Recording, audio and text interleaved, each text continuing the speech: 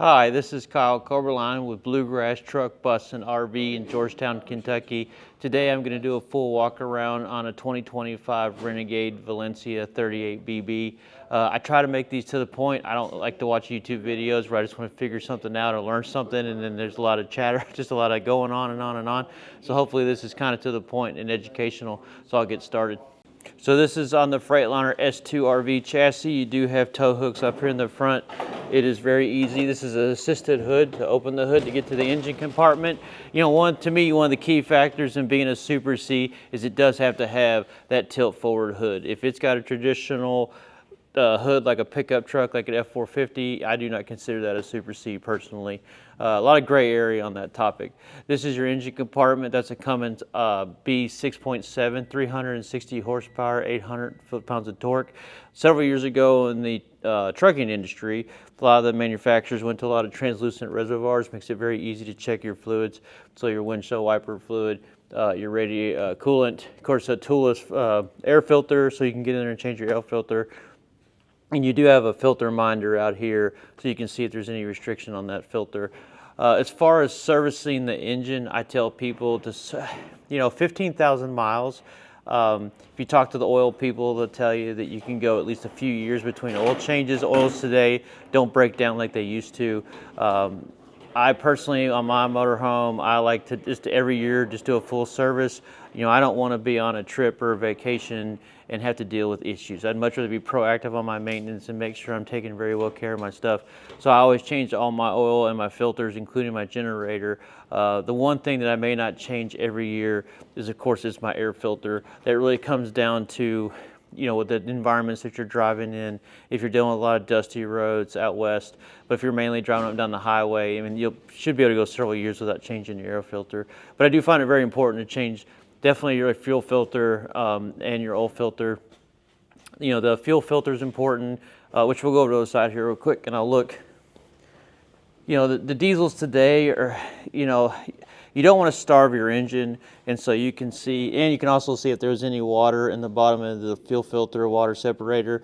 There is a sensor in there that would light up a light in the dash if there was. There's a valve on the bottom that you can open and drain the water out. Fuel is lighter than water, so it sits on top of it, so that's why your water sits down in the bottom. And then you can see on your power steering here, it's a translucent reservoir as well. And it's extremely easy to get in here to check your oil level and even your transmission up top. On the engine compartment, I know people like to keep things nice, pretty, and clean. I do not recommend pressure washing anything. That's just asking for causing an issue with electrical. If you want it to look shiny, I definitely recommend using a spray bottle, maybe lightly using a hose and washing stuff off in a rag, just to kind of keep it clean if that's what you want to do. But a little dirt isn't actually going to hurt anything.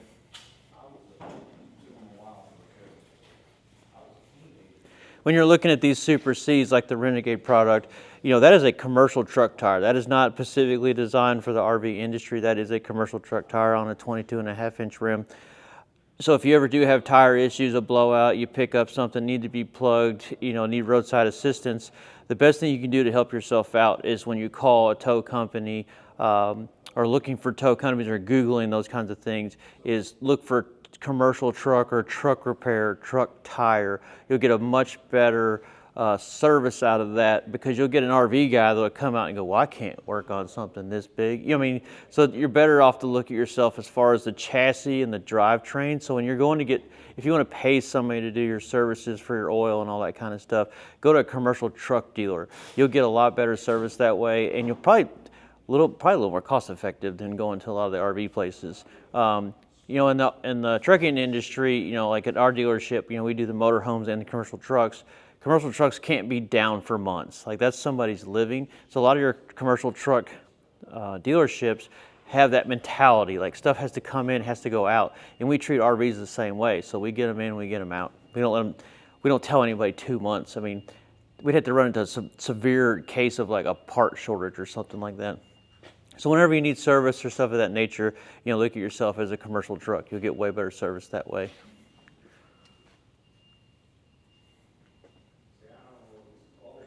For 2025, on your entry door, it is 2 inches wider than 2024. I should have mentioned too, up on the fender, you do have your bullet cameras on both sides, so that when you flip your blinkers, it shows you both sides of the coaches while you're driving.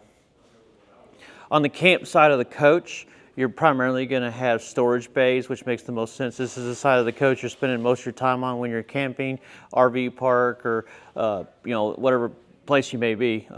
You could be at I do a lot of Cabela's and Bass Pro Shops as well. In this first bay, you do have your 3,000 watt hybrid inverter though. So if you are going to store stuff in here, I definitely recommend not doing like blankets and towels and that kind of stuff. You also have your solar charge controller in the rear there as well. So if you do put stuff in here, it's a great place to put like a toolbox, plastic bins, just so that airflow can circulate. That inverter can put off a lot of heat, especially when it's in bulk charging mode.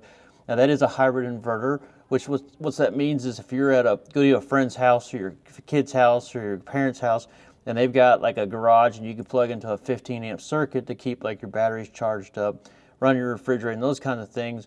Well, let's say you get your refrigerator running, you kick on your microwave, well, you're drawing a lot more than 15 amps, which is a typical household socket. The inverter will actually kick in using the batteries to offset that demand. So that's a really neat feature. If you don't know that, it'll trip you out if you start running too much stuff and nothing starts tripping or breakers don't blow. Like I said, most of the stuff on this side of the coach is storage. Renegade does supply an air line that you can, there's an air chuck fitting in the battery bay on the other side, which I'll show you. And that way you can inflate tires if necessary when you're out traveling. Those are your slide locks, required by law to provide those so that when you're in transit, and that's something I will talk more about in person during delivery, but technically that is to keep your slide locked in when you're traveling. Some people definitely will use them, like if they're traveling in like high wind areas, just to increase those chances of the slide not trying to inch out at all. But that's a super rare thing I've ever, you just don't hear about that happening very often, especially with how the slides are built today. These are custom built steel boxes for Renegade. They're extremely durable. There's a picture of me on the internet somewhere laying in one of these boxes. They do a great job of doing a non-welded dual latch point. Nice thing about being not welded is these are adjustable. So as these gaskets compress over time, you can adjust that so you're not getting moisture or dust in your box while you're traveling. When you're how you can tell when boxes need to be adjusted really easily is you can see like a real fine dirt line here at the bottom of the box. If you start to open your bays and you see like a spray of like dust and dirt come up the side of the door, that tells you they probably need to be adjusted, that they're coming open a little bit. Some of these bays as well do have outlets, and then of course a port where you can run out an extension cord. That's just nice if you're trying to run a, believe it or not, like one of the things I'll run on a picnic table is an induction cooktop, like to make macaroni or whatever for the kiddos. You do have an exterior entertainment center. It's really nice now that they come with a sound bar, so if you ever down the road have issues with that, it can be replaced. If you're ever camping in an RV park and you see somebody with a Renegade, I bet you most of them don't know that TV does actually pull out. People will go to like tug on it. I'm holding a camera so I can't really show you, but they'll go to tug on it and go, oh, that's fixed. No, it's just on a really strong magnet. So just carefully, hold both sides of the TV and pull out on it, and then you can swivel it. Works really well. So on your microwave inside the coach, it is actually ducted to the outside of the coach for venting when you're cooking. There's two little clips there where you can latch that closed, and that's so in storage you don't have bugs and critters trying to nest in there. But you do need to unclip those if you want to exhaust from your stove. Of course, Renegade uses the armless awnings.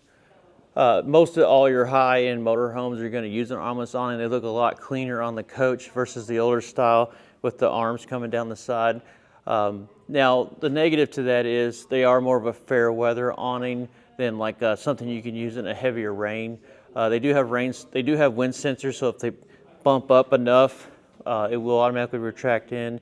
But during delivery, we always talk to customers that, if you think there's any chance of a high wind or a bump in wind gust, or you're in an exposed area on a lakefront, I would probably try to keep it in. And that's not Renegade specific. Like all your high-end motorhomes use those armless awnings, and you just got to be a little more careful with them. You also have a Truma AquaGo water heater that's instant hot water.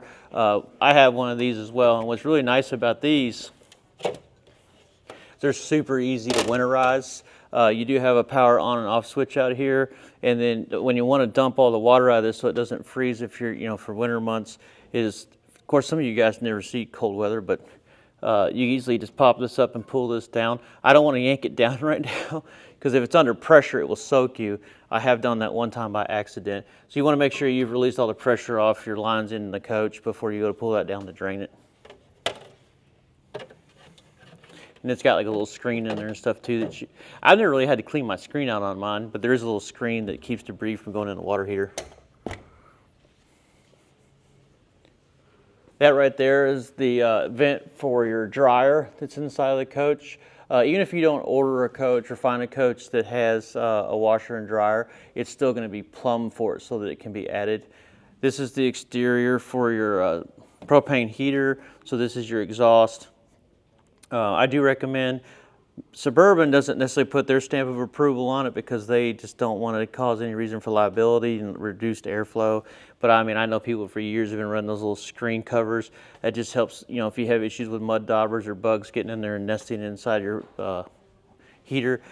I will put a disclosure statement that I recommend it and I personally do it. I'm not saying you should. That's up to you to decide if you want to or not. One of the things Renegade started doing a few years ago is they started cutting some of the boxes up underneath the rail. So as you can see down here, that makes that bay a lot deeper and you can store larger things, bigger folding chairs. A lot of people like those like zero gravity loungers. Windows are flush mounted.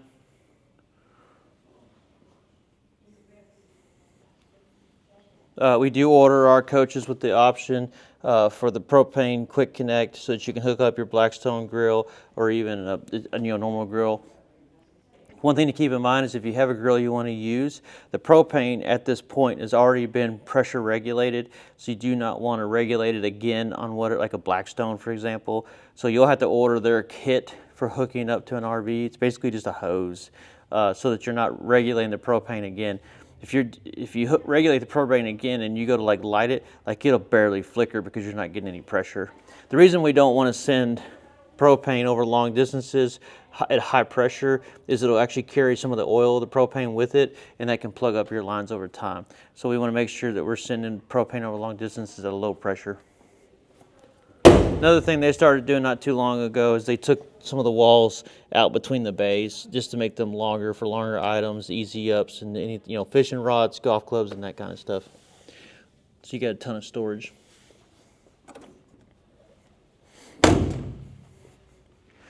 On the back of the Renegade, a neat feature they do, it's a two-piece fiberglass. So odds are if you do damage anything, you're probably going to damage this back corner of the coach, backing into something or somebody hitting you.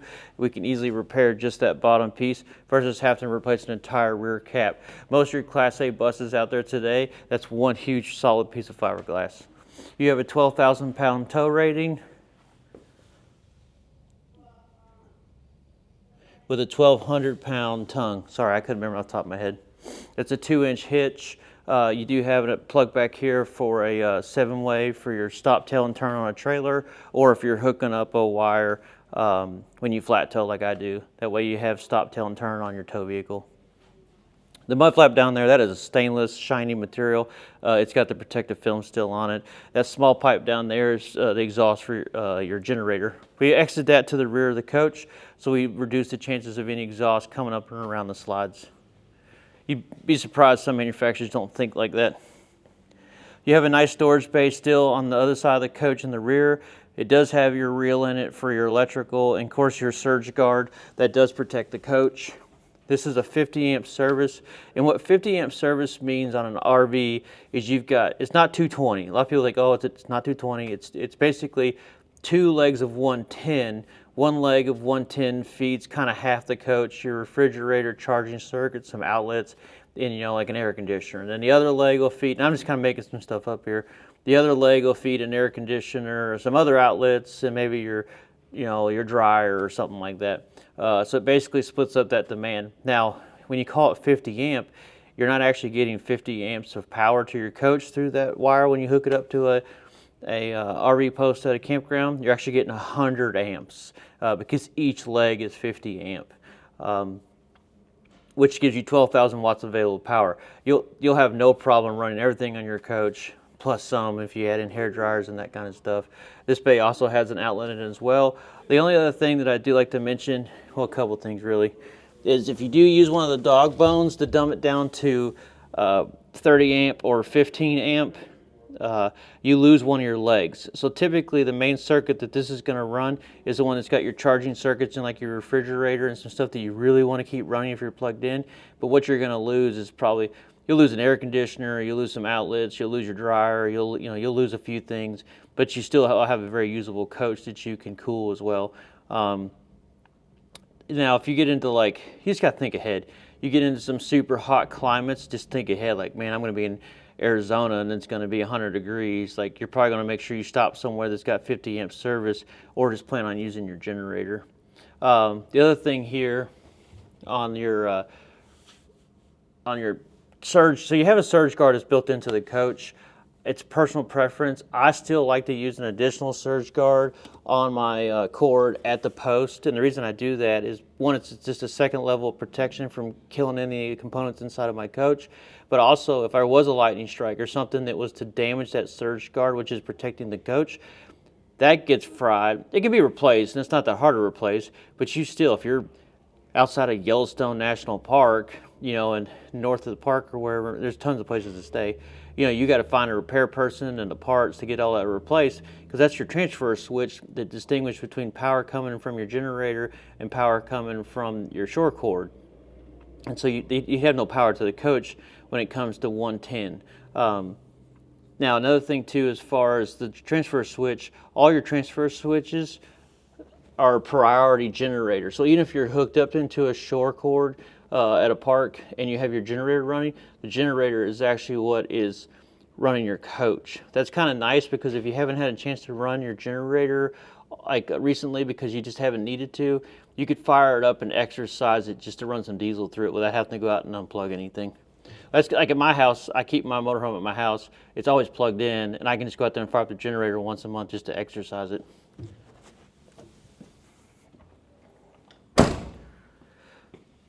Nice thing Renegade did on 2025, they moved the sewer hose container Stinky Slinky back here. Now that is not something that you could use to hook up at an RV park. What they provide from Renegade. It's not something you can hook at an RV park with an elbow like most RV parks require. That's more for just dumping the tanks and then putting it back away, either at your site or dumping the tanks at a dump station as you're pulling in and out of a park. But super convenient. That's an 8,000 watt generator. So like I mentioned back here, we have 12,000 watts available power when you're hooked up to a 50 amp outlet. You got 8,000 watts when you run your generator. That 8,000 watt generator is more than capable of running this entire coach. Where you got to start being careful is all the extras. So when you talk about a coffee pot, hair dryer, electric skillet is what my mom is usually guilty of. She'll turn electric skillet on and she'll trip inverter or generator because she's got other stuff running. You can start the generator from out here, and once again, like I said, I would service this once a year. Whether you put the initial service is 50 hours brand new, and then it's 150 hours after that. Of course, on the Valencia, your diesel fills back here. You've got a 100-gallon fuel tank that's sandwiched between the rails, so you can fill from one side. That down there is your exhaust tip for the main diesel engine. This is your control bay. Here is where you've got your water filter housing for the whole coach when you're bringing fresh water into the coach. You've got, of course, the sea level 2 now in 2025, which will give you your fresh gray and black tank levels. That's also displayed inside on the Firefly system. Your black tank, your gray tank dump. I need to make a video dedicated to that, but that's something we go through on the walkthrough, or some of you guys have already had several RVs and understand the whole process of using a gray and a black tank. The black tank and the gray tank both are 75 gallon on this. Another thing I really like about the Renegades, it's super simple, is if you're hooked up to your water hose, so it's on a electric reel back here, you just basically one of two options. I either want my water hose to fill my tank, or I just want it to run it straight to my fixtures.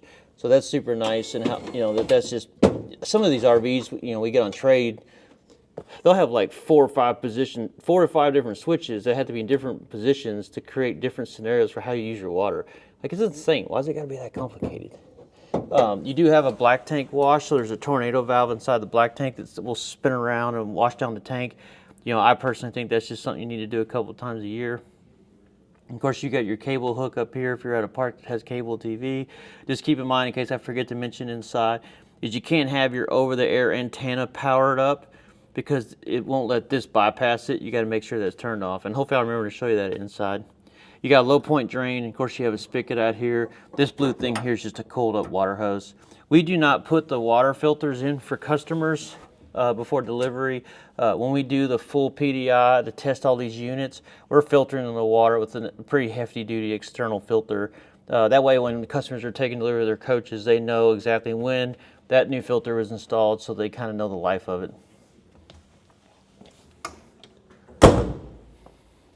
This back tank is the black tank. The reason I know that is because these additional sensors on this tank right here are dedicated to the macerator toilet. So that's what tells the toilet that it's at 50% on black, and this is what tells the toilet that it's at 100% on black. So now you know that when your toilet says it's 100%, you know exactly where that's reading from. So it's not truly 100%. There's another good 4 inches above that sensor. So you got a little bit of a leeway there. When you get to 100%, your toilets typically let you flush 3 or 4 more times. There is, if you look at the manual, there is a way to bypass that if you want to continue to flush. I tell most people, get to 50%, dump your tanks. That way the material has time to build up, can break down a little bit, and then you dump it that way. Most of you guys that are experienced RVers know you never leave a black tank just open to drain, because you end up with what's called the poop pyramid inside the tank. You want to have water sitting in here with chemical in it, so that when you're flushing your toilet, it's dropping in there, sitting on liquid, sloshing around and breaking down. Down here, you've got your hookup for your sewer hose, which below it, it's got a cap that screws out, so if there's any poop drizzle in here, it doesn't inside your bay, it drops on the ground. And then you have the screw out on this side to run your hose out. What I highly recommend, and I think I have some stuff on the internet somewhere, is it doesn't hurt to put an additional fitting here that's clear with an additional gate. Well, Valterra, don't hate on me if I said that wrong, but you can put an additional gate here, and then you can put a 2-foot hose on that, which Camco makes a Rhino hose that's heavy duty for that. And that way, and you put a cap on it, of course, and that way if any of these gates on your gray or black tank are leaking, you can see it right there in that clear fitting. And of course you have an additional gate that's stopping it, because it is possible to get like a tissue or material in those gates that may cause it, depending on what you've put down your drain, where it may seep a little bit over time. And so it just gives you an extra stopping point to keep it a clean process. And then what's nice about having that 2-foot extra hose, one, you don't have to mess with this at all, because you got a connection there anyways. Then you just screw this out, and then you drop your 2-foot hose down, and you can lift it up, and then you can attach your other hose to it, and you're doing all that outside of that bay. It's nice and clean and neat that way. If you have questions about that setup, just let me know, and I can just email me or call me or stop by, and we can show you what kind of parts we're talking about. Of course, you got a 75-gallon tank on this side. Those tanks do have pad heaters on them. And another thing I was able to verify is even if you have the tank heaters on, they're still on thermostats. So if you got the tank heaters on in the Firefly system and it's 70 degrees outside, those tank heaters aren't doing anything. One thing we like to note too, these are cables that drive these gates. Cables do stretch. I don't know if you guys are, people are cyclists. You have to go get your shifters adjusted on your bicycle because those cables will stretch. Same thing here. It's possible those cables could stretch a little bit, and then that gate kind of loses its adjustment where you're not pushing it closed all the way. There's a set screw in this thing right here, and you can adjust that cable. Best to do that when you're at an RV park hooked up to sewer. That way, as you're messing with it, your sewer's got somewhere to drain to. Or, obviously a dealer could adjust that for you as well. This unit does have a propane tank on it. Propane is heavier than air. So just so you know, people worry about propane and leaking and that kind of stuff. Propane literally, if there was a leak, sinks down and back into the ground. Now, if there was an issue with propane leaking into the coach, there are detectors for that, and it would go off. This is a 20.3 gallon tank. Most of the time when you go to fill, you're going to hold about 80% of that. And of course, this is what you're using for your hot water, and to also run your furnace. Now, your heat pumps on the roof can be used for heat as well, along with AC. So this is a bay right behind our driver's door. Here we've got 2 battery banks. The battery bank on the left is the main battery bank that's used to start the main diesel engine. The lithium battery bank on the right is the one used for the coach. Those are 3 100 amp hour lithium batteries. You do have a Victron monitor here to keep track of state of charge on your lithium batteries. Lithium batteries don't have voltage sag like lead acids do. They have some, but it's very minute. And so one of the huge advantages of lithium batteries, for example, is if you got a furnace, right? Well, the fan inside that furnace that's pushing that warm air on a lithium battery through the whole discharge of that lithium battery is going to spin at the speed it's supposed to spin at. If you hook a fan up to a lead acid battery, as it's discharged, the voltage is dropping, which means the speed of that fan turning is also slowing down as well. You also get a much more, if you have a 100 amp hour lithium battery and you have a 100 amp hour lead acid battery, yes, they're rated the same, but you can discharge a lithium battery more. And so I technically, there's a lot of, everybody's going to say something different, but to give you a rough idea, in my mind, you can safely use about 40% of the energy in a lead acid battery that's rated for 100 amp hours or whatever amp hour it's rated for, and then you take the equivalent lithium battery that's rated for 100 amp hour or whatever, and you can use 80% of it safely without damaging or shortening the life of that battery. Once again, we could talk batteries for a whole hour, so if you have questions or anything, just give us a buzz. Back there in the top left, you can see that's that air truck where you can tie in your airline, inflate tires, pull noodles, and that kind of stuff. One thing I like to note too on the battery system is back there, that's your Victron shunt on the right there, and then that's a bus bar for all your negative connections. You want to make sure that if you add anything to this coach that uses 12 volt underlighting or whatever it may be, that the negative is going through that bus bar, because if you attach it directly to the lithium batteries, your state of charge will no longer be accurate because it won't be measuring the power that's going through.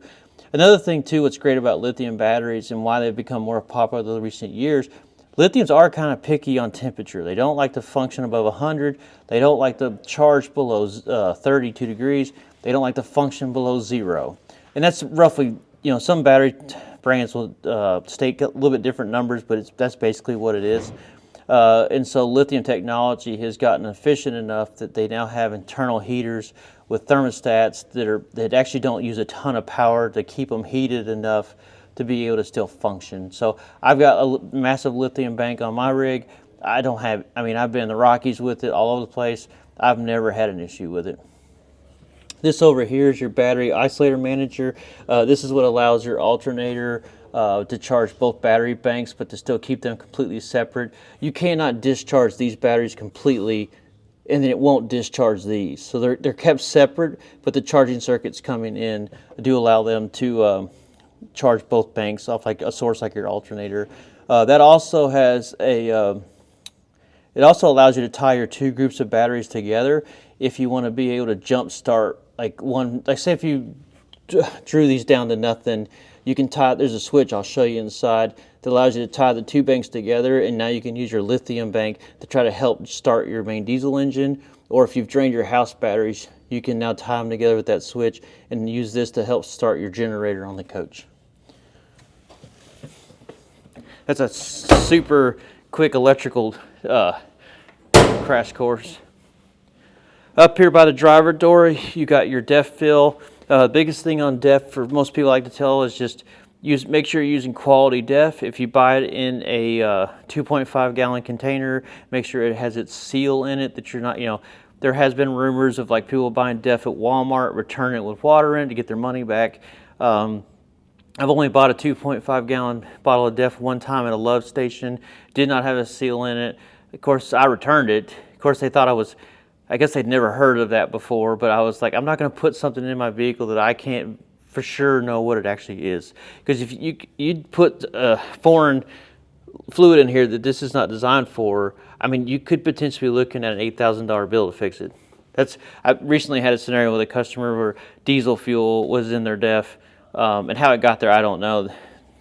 Who knows? But it was a very expensive fix. This is a block heater. I highly doubt you'll need to use this very often, but if you need to, that will keep your block warm so it easier starts in the morning in extreme cold weather. That was more of a thing in the past from like the early 2000s and back. But in today's diesel technology, in our grid heater, in our air intakes, we have a grid heater so that when you turn on the key in the ignition, it heats up that air intake. So when it's pulling air into the engine to start, it's warm air. And then from here, I'll just make a quick look. I haven't forgotten nothing. We'll head inside the coach. We'll make our way into the coach now. This is a Hampton interior with the Cape Cod stained cabinets. I tell you what, this sounds so simple, but by far one of my favorite features, because I don't have this on my coach, is these steps are cut under, and it's like, you know, you walk in your coach and you have an immediate, easy place to like tuck your shoes. Sounds silly and simple, but boy, that's just really nice to have that right when you're walking into the coach. Right here by the step door, you've got your battery disconnect switch for the coach. That is what cuts power to the coach from the lithium batteries. You'll probably never use that. You should ideally try to never have to use that. This coach should always be hooked up to some form of power. It is really the healthiest way to take care of your coach, whether it be a 15 amp circuit in a storage facility or at your house, or if you're going to have it at your house, like for my mom when she got her coach that's 50, she has a Renegade Verona. You know, I ran a 50 amp service for her coach just so she could keep it plugged in, which is also nice too, because if you go out there in the summertime to like clean it or pack it or, you know, do whatever, you can turn your air conditioners on and all that kind of stuff and not have to fire up a generator. This is your step override switch. That's just, you turn that on and that way your step's not going in and out every time you close and open the door if you're at a camp versus, you know, traveling. This is that E-start. If I push that E-start button, you'd hear that battery isolator manager click over for about 30 seconds, and then it'll click back over. When I do delivery, I show that to people, and you can actually hear that solenoid. You do have a fold-out work table here for more counter space. The Xantrax inverter, the control panel is completely separate. Firefly was having some communication issues with a limited number of coaches, so it just makes a lot more sense to keep that separate from the Firefly system, and it gives you that reliability. Of course, the fire extinguisher required by law. And then up here we have our first control panel for like lighting. What's key to note here that this is not hardwired to any lights. This is basically a remote control that's permanently mounted on the wall that sends a wireless signal over to the Firefly system over there on the wall. So anytime you hit a button on here, if it's a successful signal, that lights up green. Any lighting that has an up and down arrow, that means it is dimmable. So if I hold it down, you'll notice that the lights are dimming. And then another neat thing is, so what's really cool about a multiplex wiring system like this, where these are remotes that send to a main control panel, is that you don't have to walk. So if you're going out to dinner or going out to do something, a bike ride, you don't have to walk all the way back through your coach to be able to, you know, leave and turn your lights off. Older coaches or other brands, you know, you gotta go back there, you gotta flip a bunch of switches to turn anything off. You know, up here I can just hit all off and it turns every light off throughout the entire coach. And then same thing, I can hit all on and it'll turn every light on inside the coach. Another neat feature too is it returns it exactly to the previous state of where you got all your lights dimmed to. If you want to go into what I call cleaning mode to like clean your floors and your countertops, if you hold all on, it will turn everything on to full brightness. So then you start scrubbing away. Now this coach is currently closed up. A lot of your RV guys and videos, they want to open it all up and they want, you know, and I do that on some other videos, but sometimes I like to also show this because I think this is super neat. This coach is very usable without being open.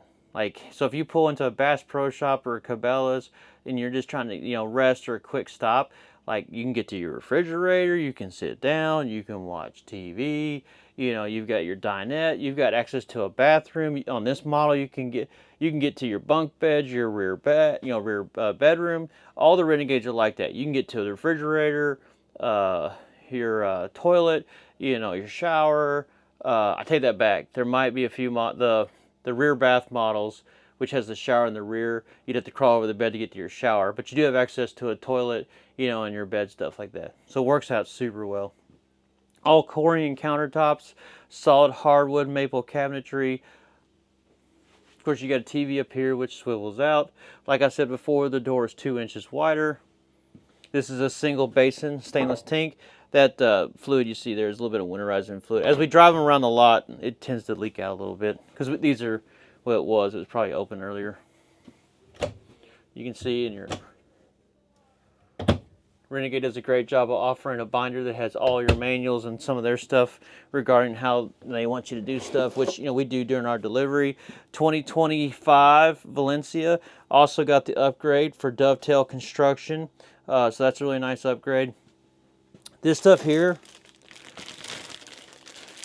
this dry lube, this is what Renegade wants you to use, and they supply it with every coach. So if you buy one and doesn't have it, somebody took it out of the drawer.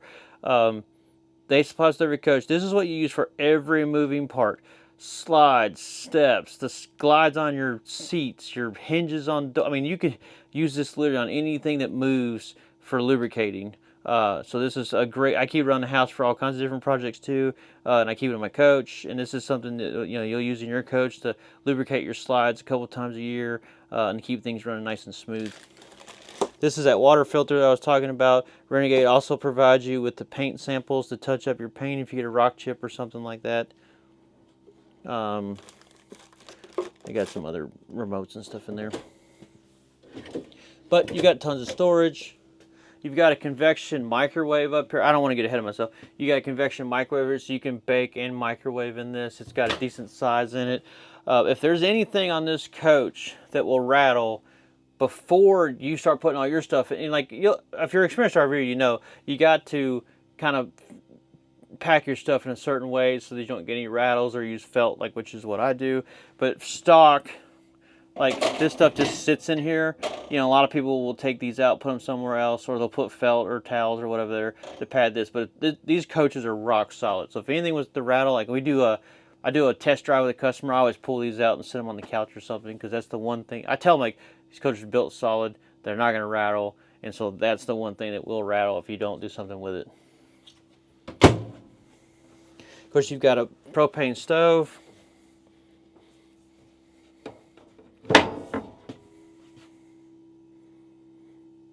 Easy to clean, the grates come up. Got those Corian countertop covers. They fit super snug. You got a diagram for your circuit breakers and your Firefly system here. Of course, you got 12-volt fuses here. Nice thing to note down here is that everything that's on the breaker panel that says inverter output runs off the inverter. So this tells you that your TV, your front slide, your bedroom receptacles, your rear slide out, your refrigerator, passenger side receptacles, bath GFI, driver side box receptacle, microwave, your kitchen outlet, your outside entertainment center, and your subwoofer will all run off your inverter. Everything down here will be required to be hooked up to a generator or using shore power. So that's a neat little thing, because I'd be like, I wonder what runs off my inverter, and there's your answer down there. So this is the Firefly system. Super easy system to use. It's not as scary as it sounds. Troubleshooting it on the we don't have a lot of issues with it. You know, Renegade didn't implement the Firefly systems when they first came out, and a lot of people were using them because Renegade's very cautious about their customers, and they don't want them to be guinea pigs. And so, you know, they let it go for a couple of years to see if it was tested, tried and true, and it is a reliable system, and so now we use it in all our product. On the home screen, you know, you've got a master light on and off. You've got temperature sensors in the coach, so that's your front and rear temperatures. Your tank levels, of course, LP. Turn your water pump on. Your tank heaters for gray and black. Satellite, in-motion satellite on the roof. You've got your house voltage, your chassis voltage. Of course, generator start and stop with the current hours.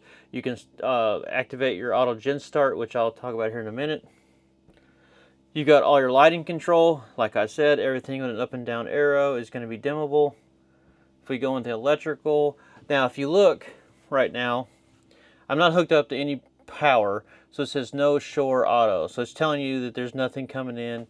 And then we're currently running off our inverter when it comes to like our microwave and stuff.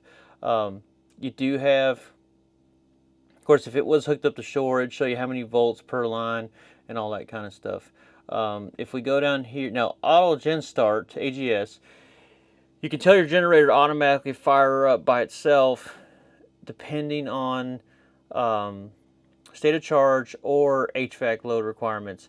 So when you turn auto gen start on, if you don't have triggers on, it'll never turn on. It needs a reason to turn on. So I said, well, my generator can start, so I activate that. You know, I got to hold the button, and I say, okay, if my battery voltage drops, I want it to start.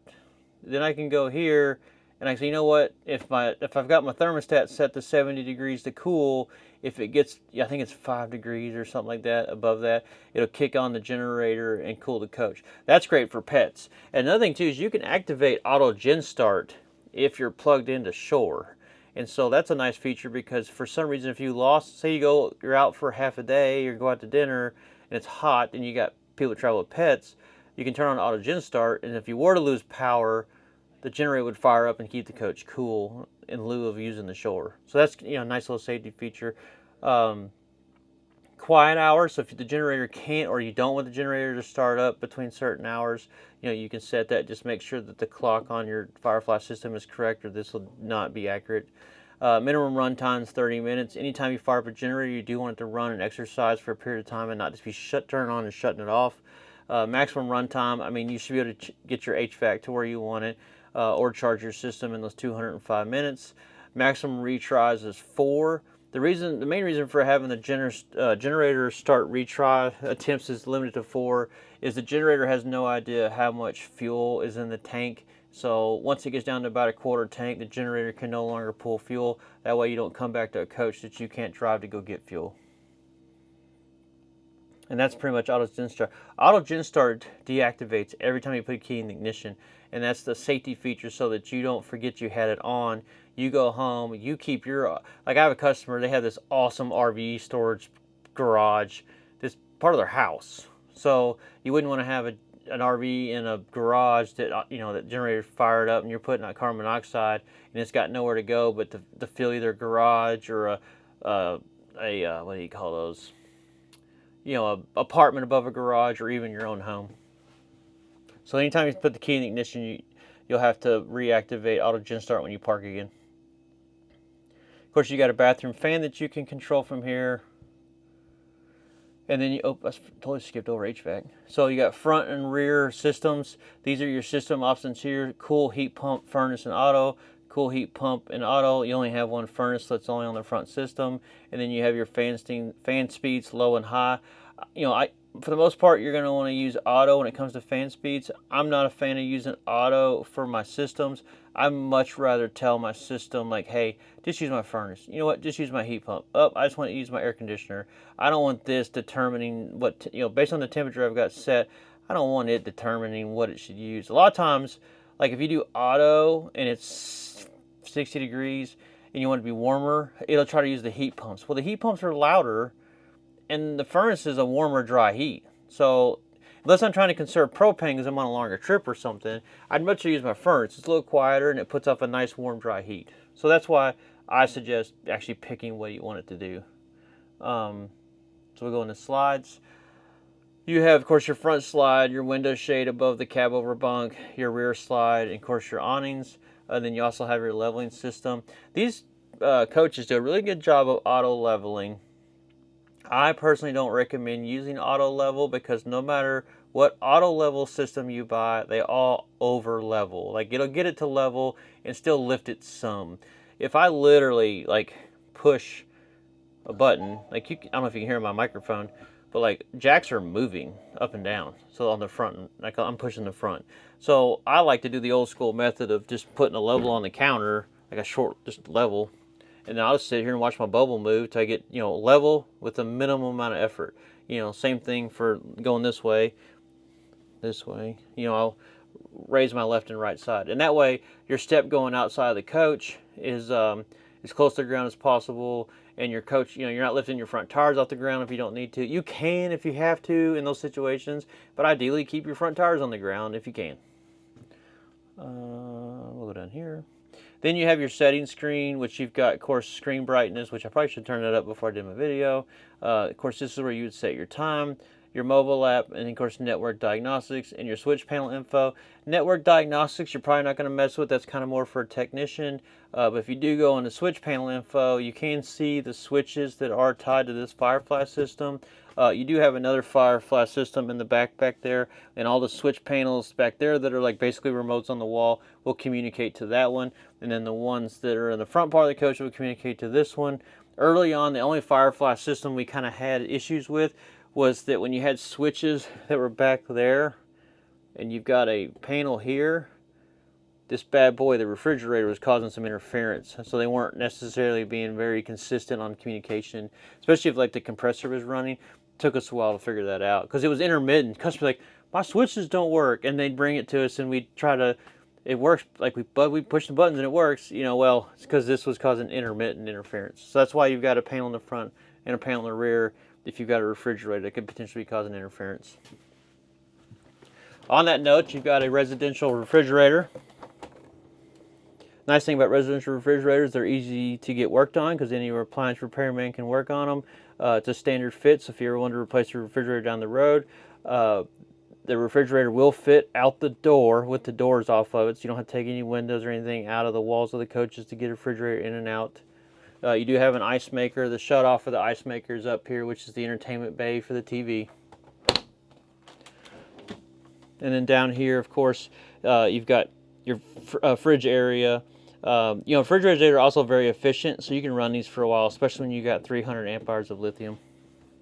Nice thing too about not having like one of the older style gas refrigerators you see in a lot of the older RVs. One, they were finicky on being level. Like if I have ice cream in a gas refrigerator, in an amount of tilt, like my ice cream gets soft. Like it's obvious, And those gas systems also take up more space in the back of the fridge, so you lose storage space inside your fridge and freezer. So residential, by far the way to go in a coach like this.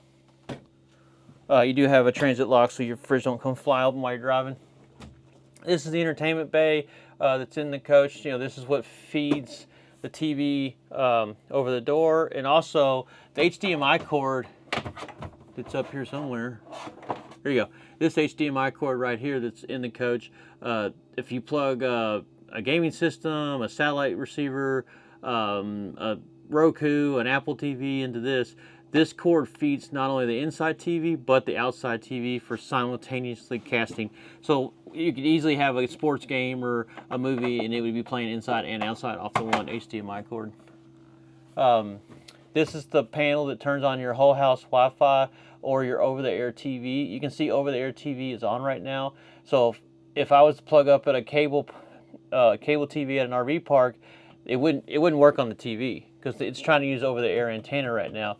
So you got to turn that off so that green light goes off. And now if I was plugged up to a cable source at a park, it would come through to my TVs. This unit does have washer and dryer. I personally don't have a lot of experience using these 110 washers and dryers. People do say they're not, they do a great job for like light loads of laundry and socks and underwear, drying some towels and stuff. People do tell me they do work a lot better than the combination units. So the units that are that wash and dry in one unit, they say they don't dry worth a hoot. So you've got a washer down here at the bottom, and then you got a separate dryer up here at the top. The washer on the average load uses about 11 gallons of water. These little black things here, those temperature sensors that I was talking about. This unit has a couch in it that does make a fold-out bed. So this coach would sleep a lot of people. You've got a cab-over bed up here. You've got the couch here, which folds out, which it's a jackknife. It doesn't have the fold-out bed where you got the bar on your back. Like it's a big, heavy, padded fold-out bed. Of course, you've got the two bunks right back there, and you got the back bed, and then this dinette also slides down and makes a bed. So now this is about 5 foot in length, so this is definitely more for children or an adult friend you don't care for too much. So in theory, 2, 4, 6, 8, 10 people. Now, odds are you're probably never going to use this for a bed if you've got the couch here. Now, a lot of people, there's a theater seat option on the Renegades. It is so easy for us to switch that out, and we do it at no cost. If we're keeping this piece of furniture when we take it out, we'll put a recliner in it at no cost, not a problem. If we need to switch on an inventory unit. Of course, you've got cabinet storage up here. Like I said, your air conditioning units, they are ducted throughout the whole coach, and those ducts are heavily insulated, so they work really well. You can also open these up just to dump that air straight down. Those are 15,000 BTU heat pumps. Your windows, they tilt out, which is super nice. That way you can actually get fresh air through the coach when it's raining. You have a pocket door right here. I'm all about being honest and transparent. So there's like little tiny things with any RV you can do to make it just a little bit better. And one of the things you can do to make this a little bit better, this has a super strong magnet on it. But boy, if you hit a big enough pothole or go over a rough enough train track, it's possible this door could pop open. Like, and then it will slam over here. A 99-cent tiny little door stop for when you're traveling, stuck right there on the edge of the door, won't ever come open on you. I know, I mean, in theory, you know, we could install a transit latch or a strap up here, but to me that kind of looked kind of ugly. I mean, I just rather get a tiny little 99-cent doorstop and stick it in there when if you're worried about it. I mean, like I said, it takes a lot for to pop that open, but boy, you know, it's only one time and you're driving, all of a sudden it's just like, bam. I mean, if you hit a bump hard enough to bring that out, it's probably going to hit pretty violently on this side. Nice thing about the Renegade bunks is they're actually 6'6". Almost all of the industry is only 6-foot bunks. So that actually you can fit an adult here. Another thing that's nice about these is that the middle bunk actually will lift up and out. You can kind of see me moving in here. So this will actually lift up and out, and Renegade actually makes doors that you can put on here, and you can actually turn this into a full-length closet. Another thing is with the bunk models is this is the model where a lot of people will buy if they want to make custom modifications. They'll take this little slide box area here. I've seen dog kennels for people that show dogs. I've seen people turn this into an office space where, you know, they'll put a desk over here with a computer and a monitor and a desk chair, and then they'll have another cabinet space behind them with a printer and stuff on it, you know, if they're a remote worker that travel full-time RVs. People do some cool stuff with this space because you basically have a box that you can do anything with, and they'll make it look just like it's factory. They'll custom match all this stuff. Just if anybody was looking for some off-the-wall ideas, like this is one of the top units that you can kind of create that unique space for your needs. You do have a macerator toilet, so that means that it grinds up everything that goes through that toilet and gets pumped to the black tank. Makes for a much cleaner black tank and dumping process. Just keep in mind you don't want to put anything through that toilet like Hot Wheels if you've got grandkids or kids. It will tear up that toilet. And then it has an eco flush, which basically for number 1, a normal flush for number 2, and then an empty for when you're traveling. These work super well. So you can tell this one's been winterized. It's got the RV, which that'll all clean up, no problem. One thing that's nice about our coaches too, so we specialize in Renegade and we don't sell like any other RVs, and nothing against like travel trailers and that kind of stuff. I mean, I grew up with a pop-up trailer, and I mean, it's one of the best memories of my life. But, you know, we don't get a lot of traffic here for just people who, like, they come to look at a travel trailer and they're like, oh, look at the super cool big Super C. Like, our 7 family members crawl through it. Like, not here. Like, our stock units are kept locked up. You know, all RVs are shown by appointment. You know, usually by the time we sell an RV, there's probably been 10 people walk through it. Just because there are people who are coming to seriously look at that particular unit because that's what we have and that's what we specialize in. We're just not trying to compete with Camping World and Blue Compass and those guys. Like, we're trying to stay in a high-end niche and be the experts. So you have your shower. It's on an adjustable rod for height. It's got a nice little skylight area, which gives it additional height for your taller people. Another thing that's nice that Renegade did years ago is they added this access panel here. So that's a good inspection point for, just these things are rolling hurricanes. So it's good to check to make sure there's not any leaking down there underneath of that drain just from bumping and bruising it. I mean, not that it's common, but at least you have an inspection point. I actually had one time I had a customer say that they had a little bit of a leak down there, and I had to ask, like, man, how hard was that to fix through that access point? And he goes, actually, it wasn't that bad. He says you got more room than you would think. So actually it wasn't. He said it wasn't that bad to tighten everything up and to put a different seal in there. You got cabinet space under here. Of course, your shut-off valves. Ooh, shut-off valves.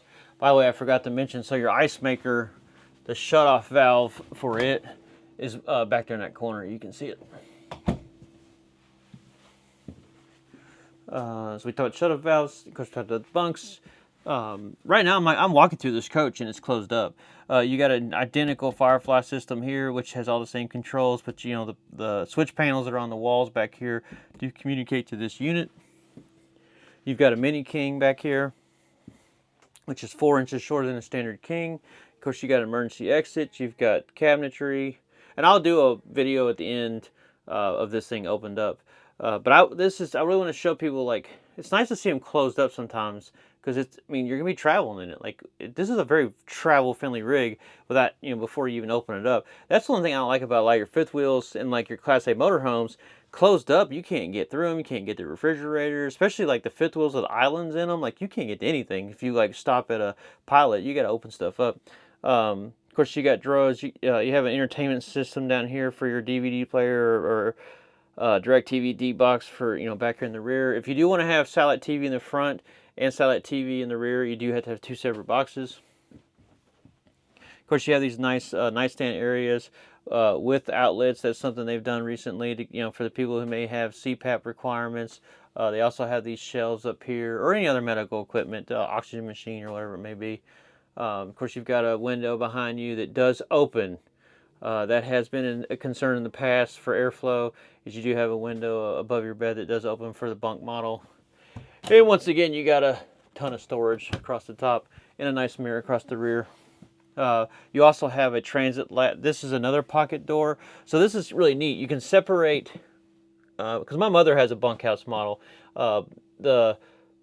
You've got a door that slides across there, which completely separates your living room from the bunk area, and then you have another door that separates the rear bedroom from the rest of the coach. So you really can. It's nice that you can kind of separate the different compartments. So if somebody's trying to shower, come out here and change clothes, they can have their privacy. The person in the back sleeping, they can completely have their privacy. Because some of the RVs, they'll have like a bathroom back here, and then they have a bed, and then there's no privacy between the bathroom and the back bedroom. There's usually always privacy between like it depends on the product, but usually you don't have both, where you can really segregate it into 3 separate living areas to give people their privacy, when they're sleeping or, showering or getting ready for the day. All right, and then we will, just making sure I didn't forget nothing. I always forget something, but I try to cover as much as possible. All right, I'll open this thing up. I'll do just kind of a quick show, and then we'll talk about the cab and we'll be done. All right, so I've got it opened up. Let's see if I can't back up here. You got tons of living space. Opens up really nice. Once again, this is the Hampton interior with the Cape Cod stain cabinets. The Cape Cod is a very popular stain, and so is the Hampton. The biggest thing that I've seen over the years that has changed, and I think is a very positive, is I'm not too opposed to like darker cabinets, but having light countertops makes all the difference in the world. Plus, the lighter countertops show, if you do scratch anything, shows the scratches way less than like a black or dark countertop does. We'll note that you do have day and night shades that pull up and down. We'll walk back here just to show how much space you have walking through.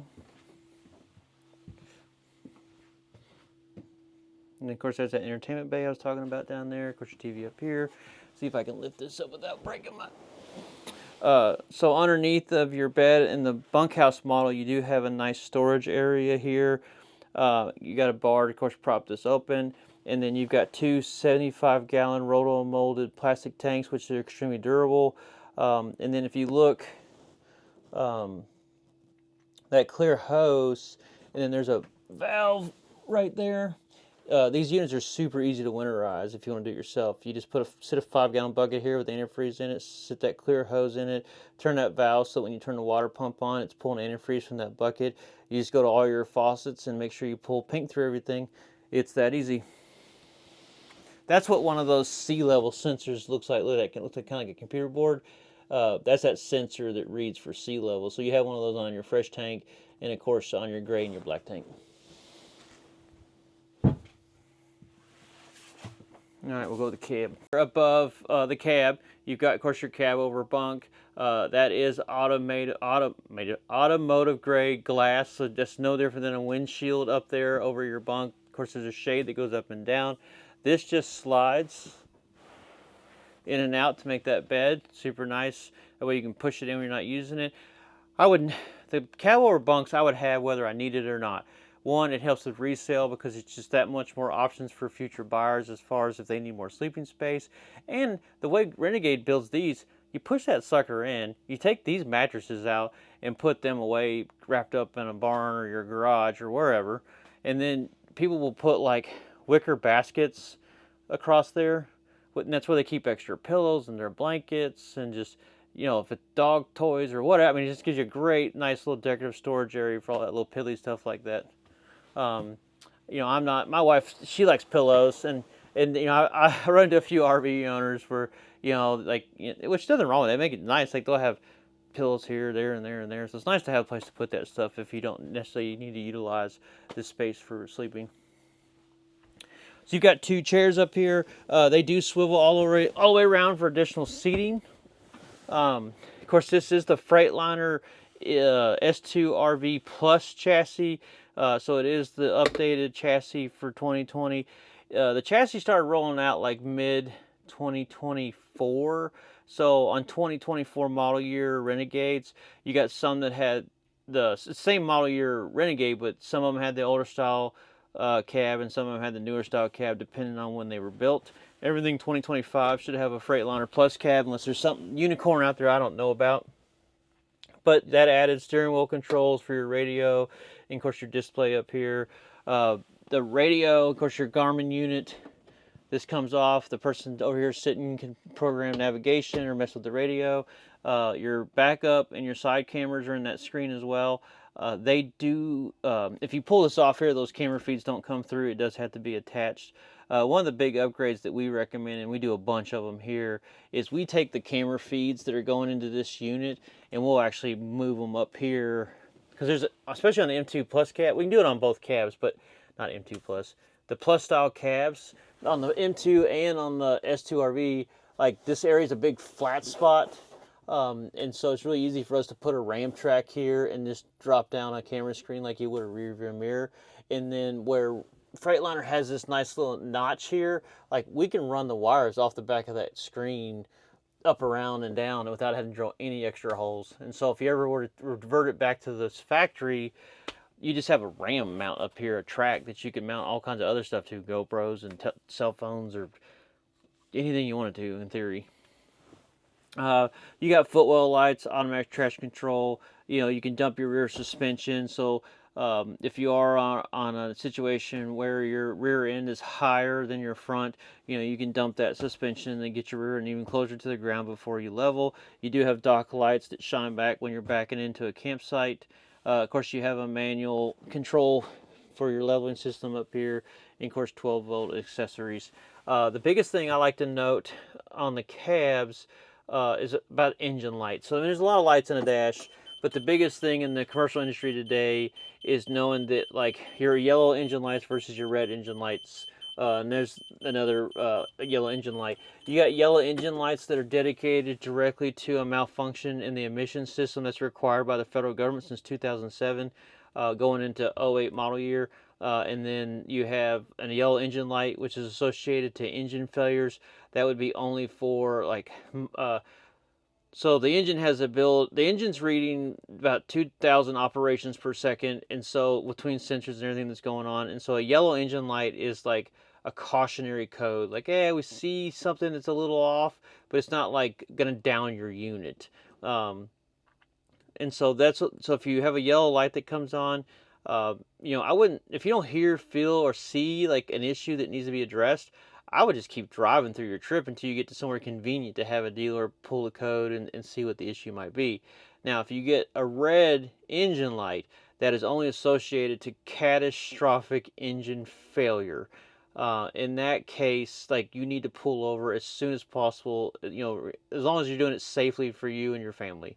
That is not something to mess around with. The engine would even possibly derate. A very simple example of like a red engine code was you blow a radiator hose, your engine's dumping coolant, it's going to overheat, it's going to explode.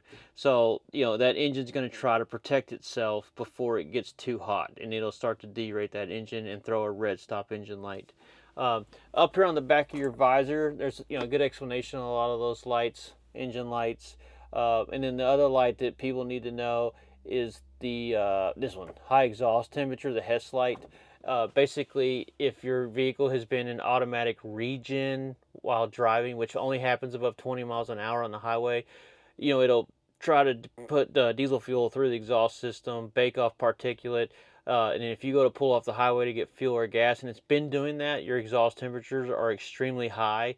And so it's just giving you a little warning, like, hey, don't park on dead grass. Don't park next to children's playground. Like, if there's a scenario where, hey, by the way, be careful, my exhaust is hot. It's just giving you that kind of that warning.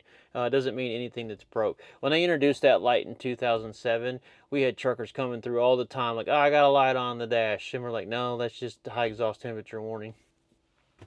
But that's pretty much, I can do a much more in-depth talk about the dash and stuff, but I want to keep the video not too incredibly long. If you have questions about lights or just different things regarding the chassis itself and engine lights, just let us know, and we're obviously happy to help. I will say the stock shifter here, that's pretty much the standard for the industry across the board. Drive, neutral, and reverse, and then when you pull it down, so when you pull it down, that is what is controlling your exhaust brake. So super handy, on the newer style cabs. And that's most for the cab. Once again, my name is Kyle Coberline. I'm part of the RV sales team here at Bluegrass Truck, Bus, and RV in Georgetown, Kentucky. We try to have a much different philosophy here than most dealerships. We don't want to have salespeople who go out and just try to sell somebody a product. Like, we all work together. If me and James and Bethany or whoever, we're working with a customer, and if I got strong suits about electrical and solar and lithium batteries, and James is good on the service side with like a sensor or an issue like that, like, we use all our resources to provide the best possible educational experience to help people accurately purchase something that may be what they're looking for. We have no problem recognizing that a customer, this is not a good fit for them. I had a customer one time, like, perfect example, was dead set on buying a 40-foot motorhome, and then they made the comment to me, like, all we want to do is go to national parks. And I'm thinking, like, you do not want to buy a 40-foot motorhome. Like, you can, but I think you're going to find it makes what you want to do very difficult, because the national parks were built long before 40-foot motorhomes were even a thing. So, we try to be very honest, provide that value. At the end of the day, the biggest compliment we can get is referral. Like, hey, I wish I could have bought from Bluegrass, because it doesn't always work out. Like, we're not going to sell everybody and their brother a coach. It's just going to come out to the scenario that we can order what you want and get exactly what you want here in a certain time frame. We have what you want in inventory and the right colors. If all we're off by is a couch or a theater seat, we'll switch those out. That's no big deal. So please don't hesitate to reach out to us. We're all about providing customer experience and maintaining our reputation and doing the right thing. So once again, thanks for checking out another one of our videos.